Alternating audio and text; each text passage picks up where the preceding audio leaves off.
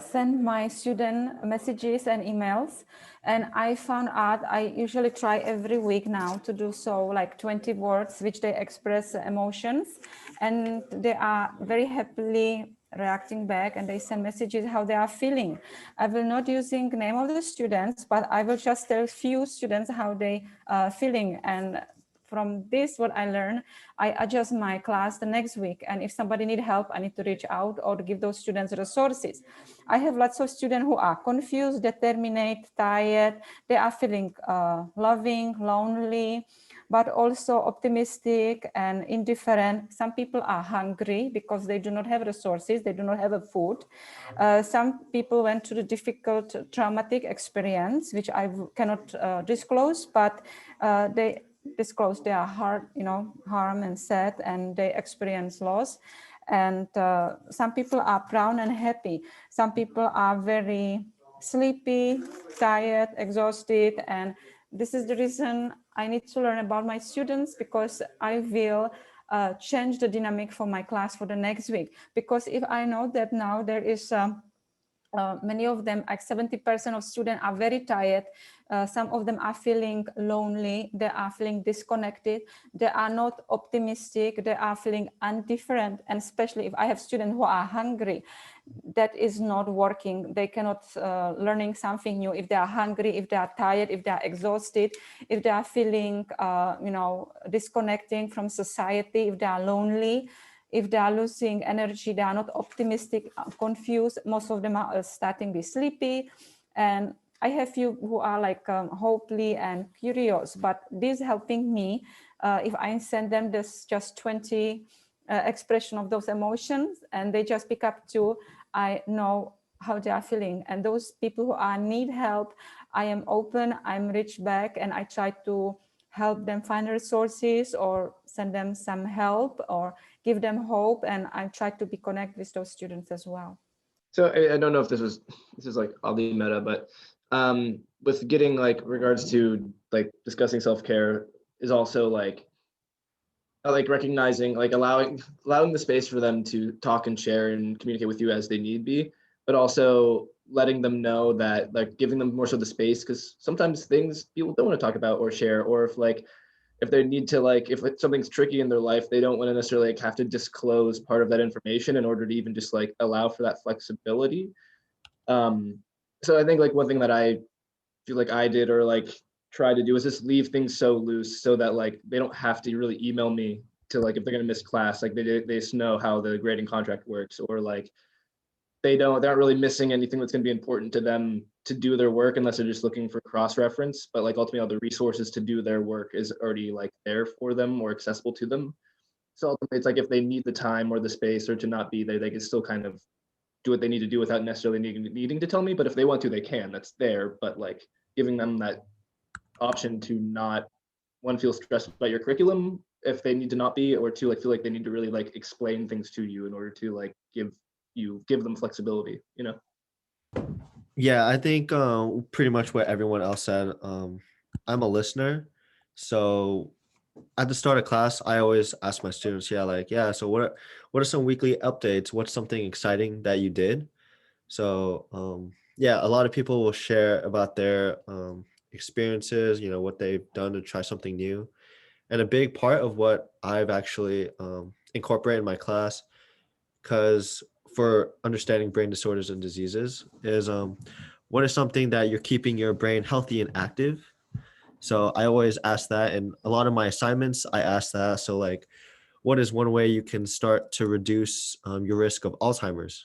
What is, Alzheimer's disease, Creutzfeldt-Jakob's disease, all these other conditions.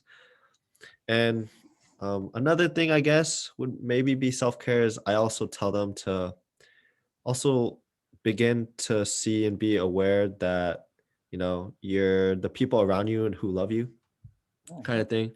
And so like another thing that I bring up are, the struggle that, caregivers are actually sometimes also the ones who experience distress and are battling and kind of coping with this.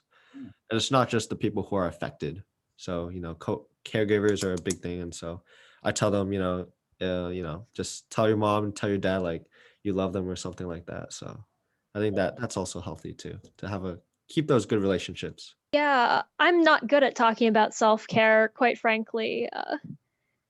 It's something I'm currently working on. I do a lot of this stuff with my students in general, asking them like what they've been up to, how they're feeling at the start of class.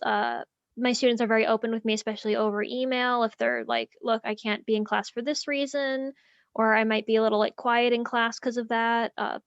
So there's very much a welcoming and like open community aspect where my students seem to feel very comfortable. And in that same respect, like my class is very much built for that.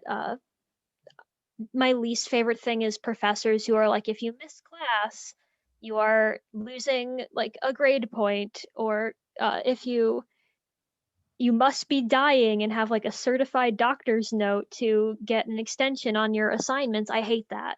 I really hate that, especially now because it's so hard to get into the doctors to be like, I have an issue. Can I get like a note? So literally all of my students, I don't ask them why they need an extension. Sometimes they'll offer it, but I give them that space to be like, if you need an extension for any reason, don't feel obligated to tell me, just ask for it. You will get it, no questions asked. I have one too. It's just like I really like all these strategies, and I'm definitely gonna like incorporate them more into my class. But like one of the elements of self-care I do is like how my students like engage with the content. Like I know that my class may seem entertaining and very like fun, but at the same time like some of the content is like triggering.